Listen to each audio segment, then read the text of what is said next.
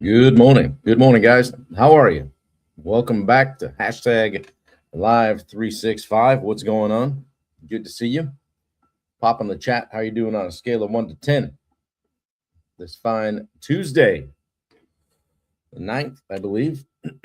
Yeah, good to see you guys. Good morning, Yin. Always early. Good to see you. Yeah. Had a great day yesterday at the ground school event, day one. Vince Dudley, good to see you on Instagram. Congratulations on your win in wrestling. That was a proud moment for you and your dad and mom, I'm sure. So good for you, my friend. I never wrestled. Well, not legally anyway.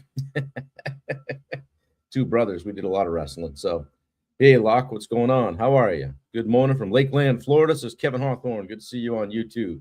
Yeah, what is happening, guys? Good to see you. I'm going to talk today about building a culture of ownership. Yin's at 8 today. My back killing me. Need to stretch. Yeah, not bad for a back pain. I wouldn't wish that on anyone. I had the L5, S1 stuff and L4, L5. Yeah, herniations. Good times. Yeah, good times. So, yeah, we got, I think Steve's going to join us today in a few minutes, so maybe 10 minutes or so. Bring him in and tip things upside down. But I wanted to talk today about building a culture of ownership. Good morning, Roy.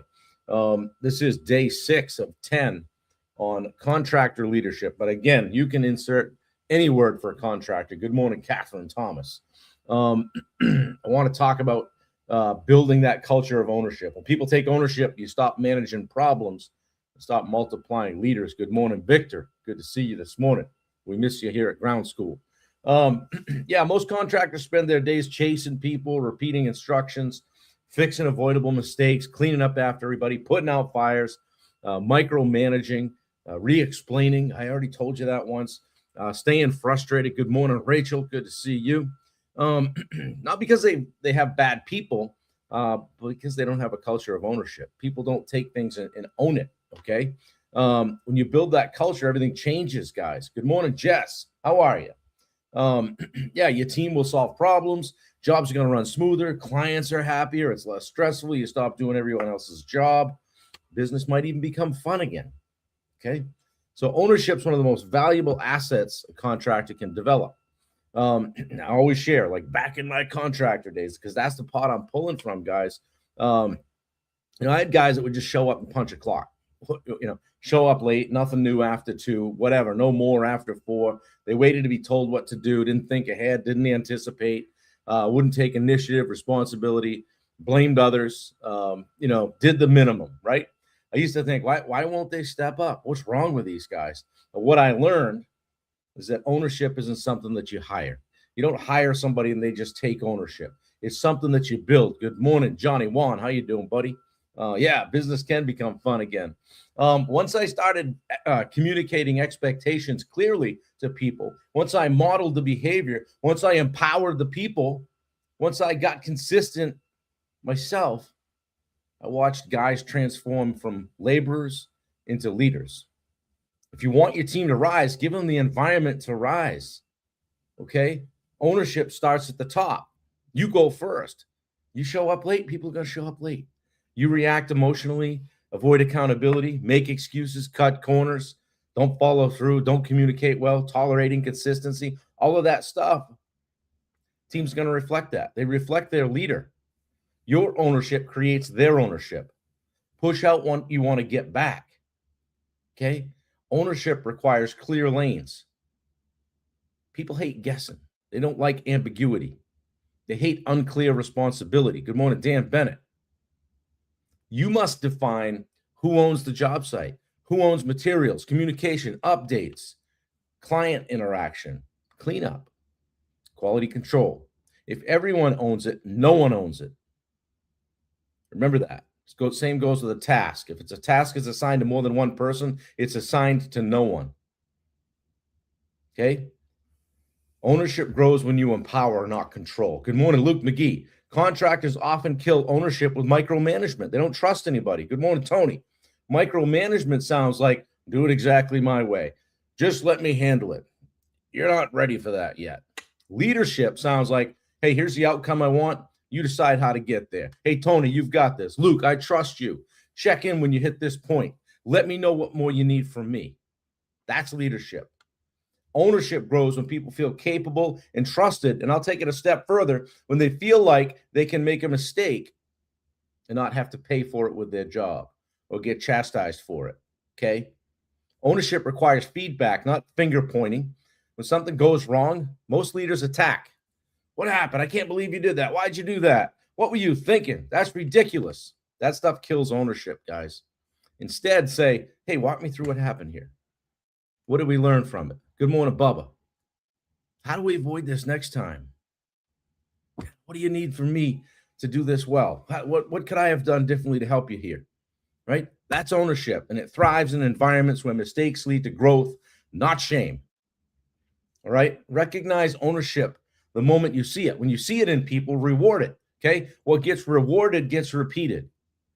Praise things like initiative and problem solving, proactive decisions, somebody taking on some things, pride on the job site, taking care of the client, stepping up, doing things that aren't asked.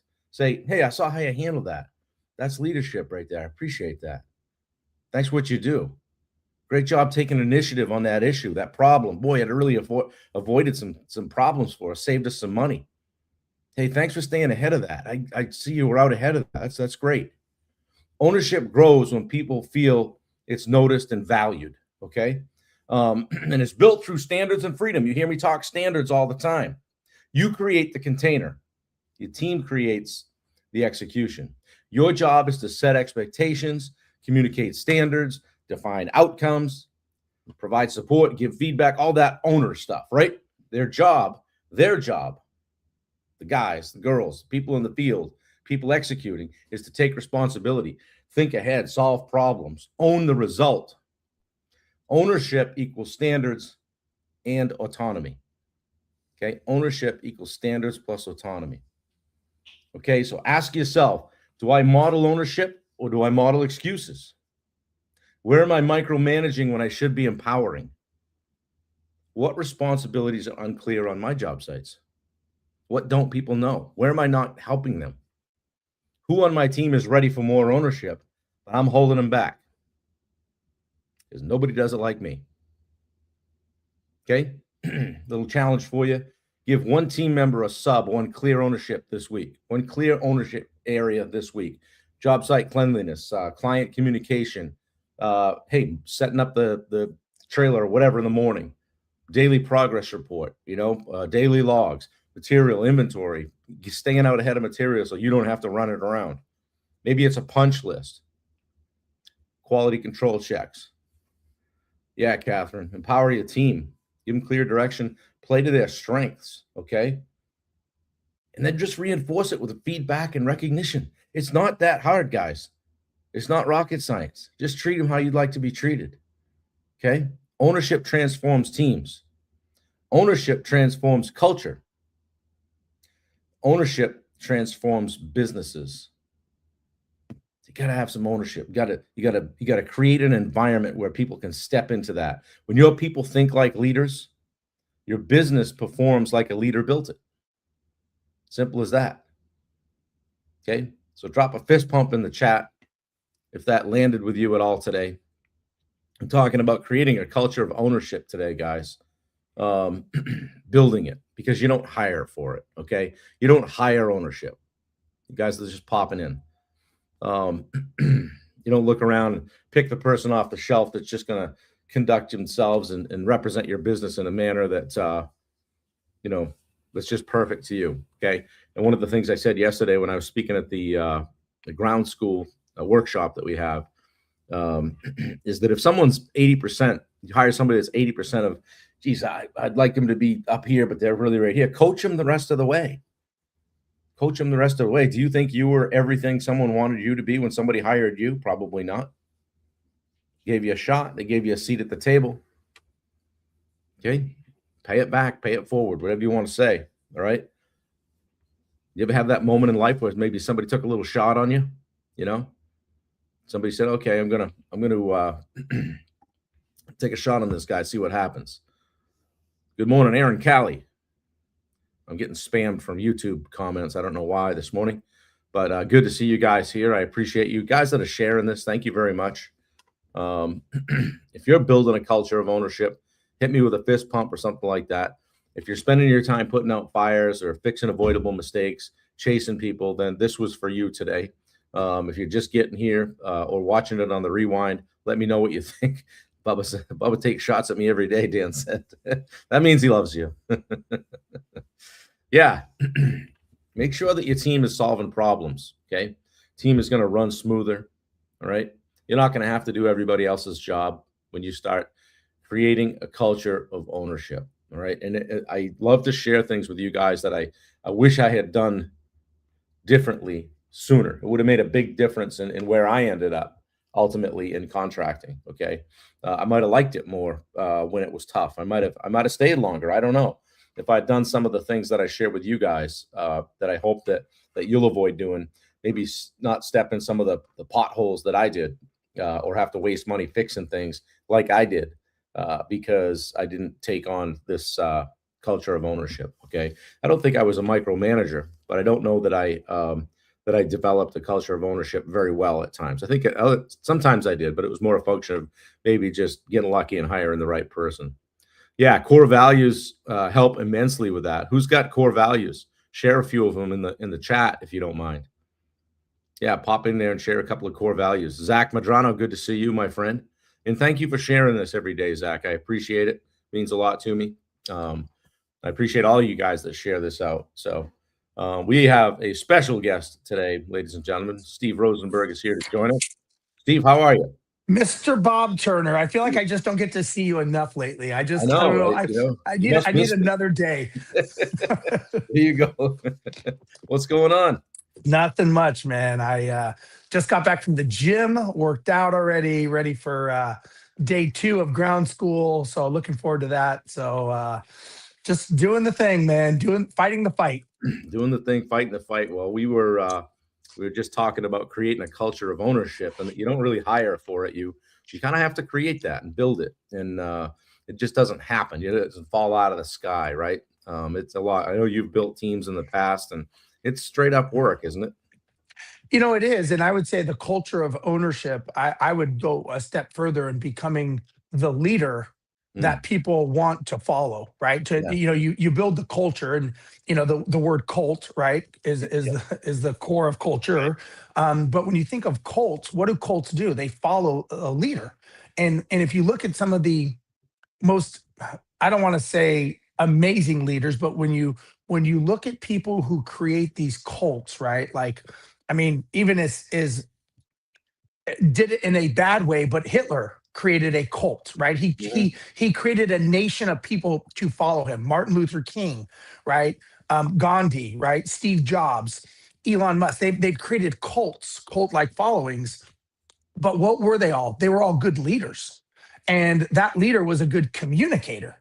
So creating that culture in your company or in your life, having, we saw it yesterday at ground school, all these people, right? They're inspired, they're following us. And so cultures can be used for good, and like Charles Manson, they could be used for bad. it's right. So culture is I think it's based on the leader. And are you someone that people will follow? Are you building something good, bad, or indifferent? Are you building something, whether it's your family, whether Mm, it's your a group? Those are all cultures, right? yeah. Yeah, 100%. And we get that sometimes in the personal development and business development world that, somebody will join the coaching group and which their spouse doesn't know much about it. They think they joined a cult. So I was glad to see that we had a few partners and spouses there yesterday. And it was good to just have them see how we pour in to the clients. And so I think some eyes got opened yesterday, don't you?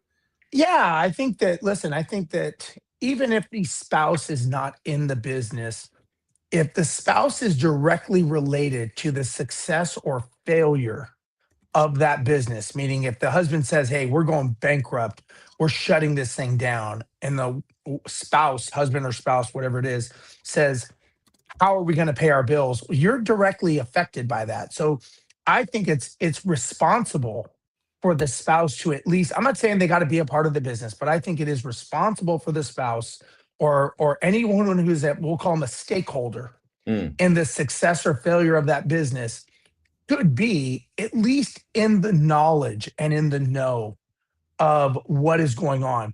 Because if they say like, "Oh man, I didn't really know what he did. I don't know. I didn't even realize he was in trouble." It's like, well, that's your fault. That's your right. fault for not being involved. Because I think we know, right? Most entrepreneurs, especially in our group, when they struggle, they're not struggling because they're lazy. They're not struggling because they're not working hard. They're not struggling because they're dumb. They're Right. struggling because of maybe an exterior force or maybe an interior mindset. But that's kind of what the stakeholder or spouse, to me, that's part of their partnership agreement, right? Mm, If you didn't want them to be involved in that business, it was, then you should have said, hey, this is not in alignment with our life. right. But when you let them go do that, you took on a responsibility also. And I don't think a lot of people think of it that way. Yeah, no doubt, no doubt, and I've had kind of both ways, and we talked about that a little bit yesterday. But you gotta, if you got somebody that's in your life, you got to kind of dial them in. You got to deal them in, and they you know you have to share, and because it's a lot. The entrepreneurship lane, road, journey can be a lonely one at times, and things add up quick, and the weight goes on, and the shoulders shrug, and like I'll just Yeah. take on more, man. I'll just get up a little earlier. I'll just work a little harder than that other guy, and and you get in that cyclone or vortex or whatever, and you just kind of never get off the hamster wheel, right? Well, and I think also, Bob, unless you've been an entrepreneur that has fallen on tough times, right? Tough times, whether it's financial, mental, whether you just feel like you're not giving it your all, unless you've been that person and you lay your head down at the pillow at night, it's very lonely. Mm, And you and I know that, when you're yeah, in your own thoughts. And typically when times are tough, right? Let's just paint this picture. When times are tough and you're struggling and you're alone, you're not normally going to a good place in your head, right? right. We go to a bad place in our head. We go to that negative dark corners that, that we need someone to pull us out. And if no one's there to pull us out, that's kind of the start of that spiral. And Yeah. that's why community, that's why a culture of a community to bring you out to say, hey man, you're not alone. Like we understand this. Yeah. Because I think at times, sometimes we're too proud to ask for help, right? And Yeah. sometimes we're like, man, I don't want to seem weak. I don't want to let Bob down. I mean, I can't tell you how many times I have talked to people that I coach. And I shouldn't say many times, but there's been times over the years that I've talked to people and they actually let their business go down, go sideways. And I'm like, why? I don't understand. Like, why? We've talked a lot. Why did you never bring this up? And they're like, well, you're busy, Steven. I didn't want you to think less of me. I'm like, I think less of you now because you didn't come to me. Right. And my thing is what did I do as a leader that made you feel that you couldn't come talk to me? Like Mm, that's part of who we are, right? The Rosenberg Group, that's our program. So yeah. why is it that you don't feel safe enough to go like, hey Bob, I have a challenge. I need to talk to someone. And Mm, I think that's, as entrepreneurs, we just assume that we should, like you said, we should shoulder it more. I'm just going to work harder. I'm going to take a different day. That's kind of, I mean, I think that, and maybe you agree or don't disagree, but I think as entrepreneurs, that's what we just feel is our responsibility to do. yeah. And I think that it's critical to have that community, right? We were talking about that yesterday too. Is that coaching group? Whoop, they still get you. Oh, I thought I lost your Yeah. sound.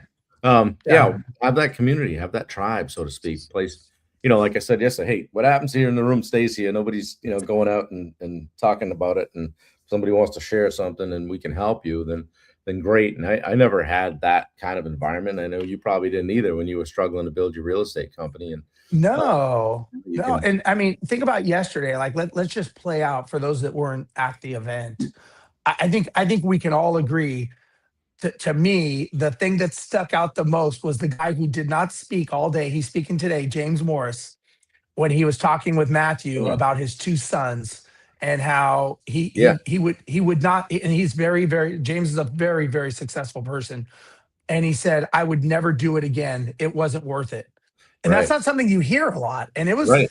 I'll tell you what, man, my eyes kind of welled up just Yeah. listening to James's story. And I've known Oh, James for 20 years, but I didn't know that side of James's story. And yeah. I don't know how you took that conversation, but it turned the room like, wow, like this guy's like saying, it's not fucking worth it. I Yeah. wouldn't do, because most people, what do you always hear? I'd do it again in a heartbeat. It was worth it. Right.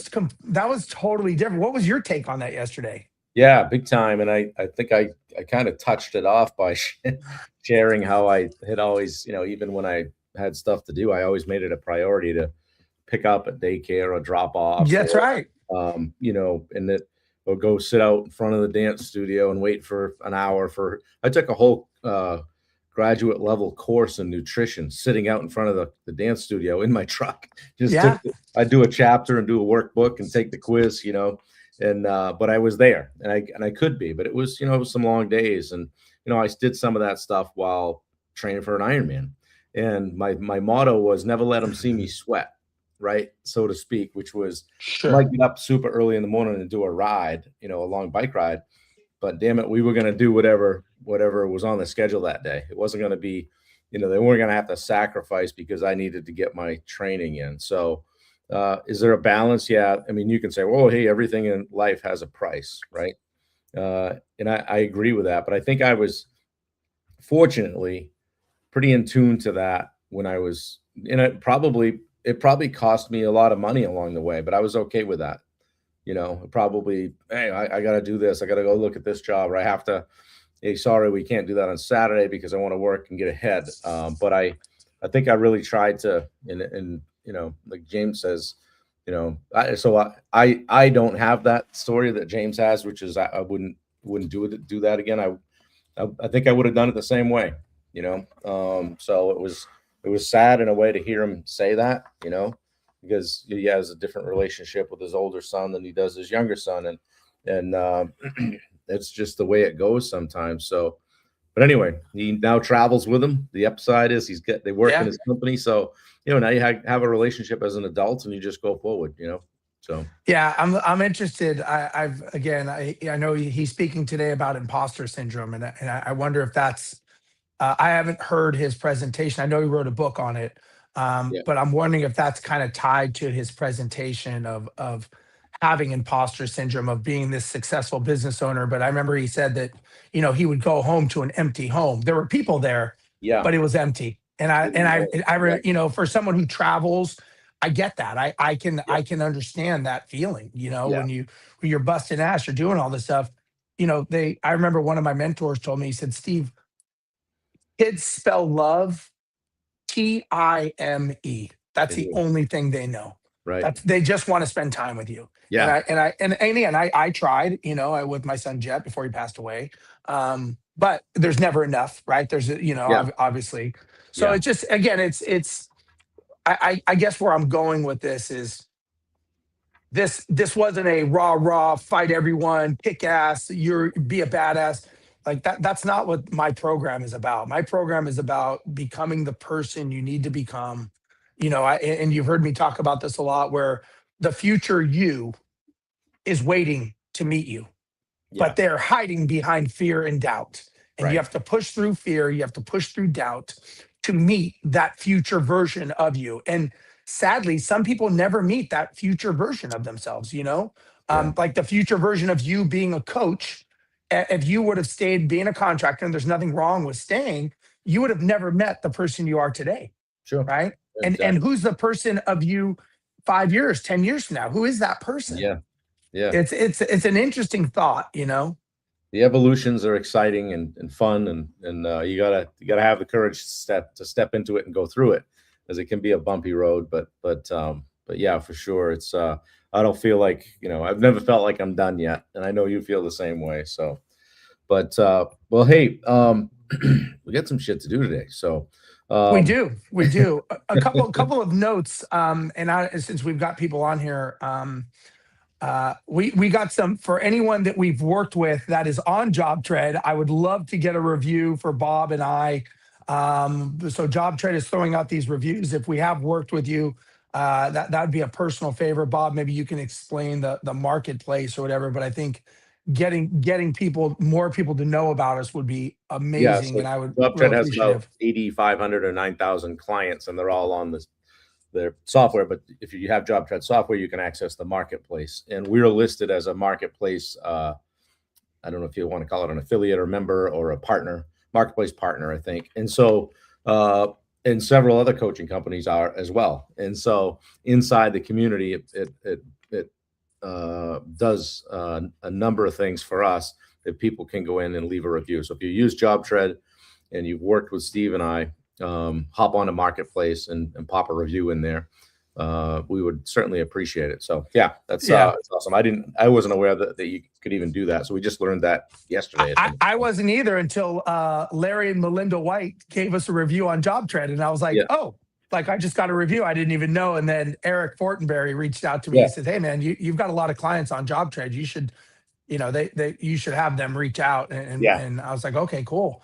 Yeah, The other thing I was going to say is for anyone interested, I'm starting to do kind of the opposite of Bob. Bob does it in the morning. I'm going to start doing it in the evening. But I'm going to be doing a webinar tomorrow night, 7 p.m. Central. And it's going to be on how to run your business the way airlines run. So I'm going to talk about the systemization. I think the link is somewhere. If not, I can throw it in. But on my page, it's on the Summit page. It's on. We'll have it everywhere for you guys. Yeah. So if anybody wants to learn how to run their business like an airline from an airline pilot perspective, I'm going to go into the ideology and the training that we get that you can actually implement into your business. So this is completely free. I'm not asking for anything. I'm not selling anything. I'm just trying to give value because I think a lot of people, I've heard operations and systems as something a lot of people have a bit of chaos in.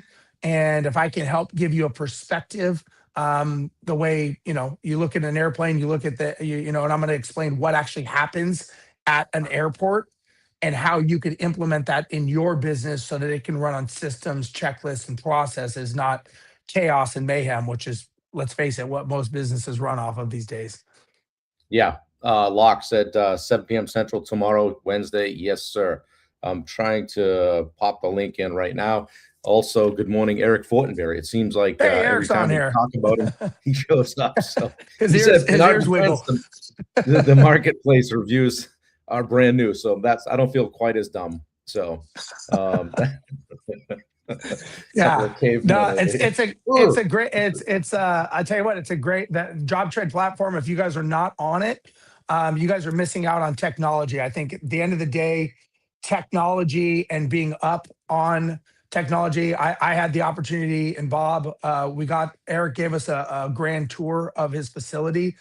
I mean, you want to talk about top notch, and you could see there's a reason why JobTread is leading the pack in innovation and technology and customer service. I mean, I felt like I was at like a mini Google. I guess that's the way to put it. I've been to the Google campus and stuff. Yeah. And I just thought, wow, there's a lot of remnants of the thought process. So, I mean, Eric's obviously a genius at what he does. And if you want a tool and JobTread is a tool to accelerate your business, get on the rails, get on the train, in my opinion, would be talk to the people at JobTread and really see how they can help you with your business, because without a doubt, they are going to be the 800-pound gorilla in this industry. There's no doubt in my mind. I've been around long enough to see the indicators of who is going to be that person, and they have all the markings of a successful model. Yep, 100%. And oh shoot, I lost my train of thought. We'll be at JobTread Connect January 14th through 16th. So guys, Steve's going to be speaking a couple times. We'll have a booth set up. We were talking with Jubal and Lindy yesterday. I think they're going to come out to JobTread Connect. So he's funny. So you think I should be there? I said, bring Rose, your JobTread lead in your office, but you should come as well. So Mark Bunker says he's going to pull the trigger on JobTread. Been kicking this down the road too long. You should, Mark. 100%. And we're going to get Eric in for one of our Rosenberg Group weekly group coaching calls.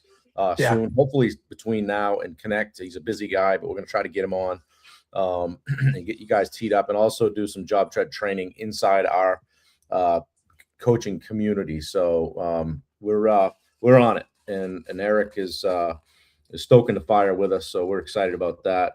Good morning, Craig. Good to see you here. Mark Bunka from the Commonwealth of Massachusetts. Good to see you. Love it when you come on. So yeah, Craig, thank you. I appreciate the kind words. So what else? Any place else we're going to be? What's going on before we wrap this up and I get down and eat some crappy eggs from the buffet? Let me see here. Actually, they're pretty good. What do we have? I know we have Technoblock. We're going to be in Raleigh, North Carolina. And by the way, you don't know this, but I was talking with Richard about maybe actually I'll give Eric Fortenberry credit, because Eric was the one that was talking about us doing a 1-day type workshop boot camp, tacking it on and kind of doing a 1-day summit instead of my 2-day in different cities. So I think we're going to try our first one with Richard at Technoblock in Raleigh, North Carolina. Richard said he can fill the room. So we will see. I told Richard, challenge accepted. You fill the room. I will pour myself into them for 1 day, and nice.